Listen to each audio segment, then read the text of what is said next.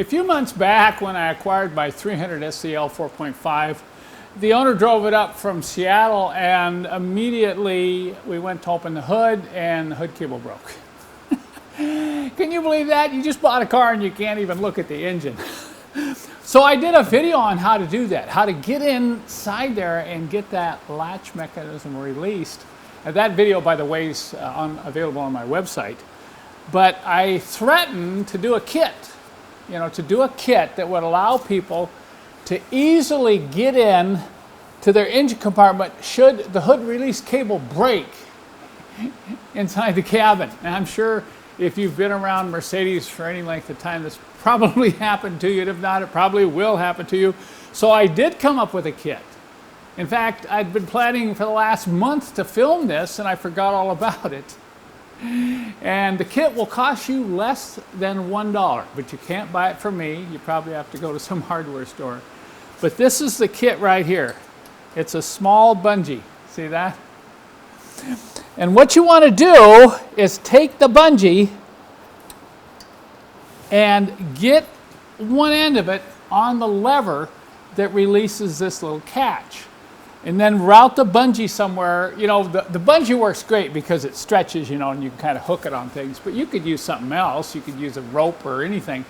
But you want to bring that to a point where you can get easy access to it. Because if, for instance, in the future again, or if it hasn't happened yet, this is a great preventative measure, your hood cable breaks, you just come out here, go in here, fish in there. You've already practiced this when you can open and close the hood.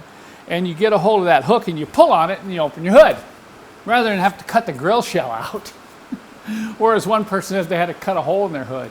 I'm sure he wasn't very happy when that happened. So, like I said, I forgot all about this. And yesterday when I was so excited I got the 4.5 running again that I went outside and closed the hood. And I go, oh no! And I actually forgot that I had put this bungee here.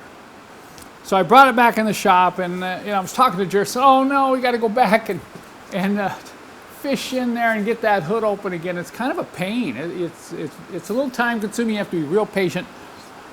And he comes back 5 minutes later. Hey, the hood's open.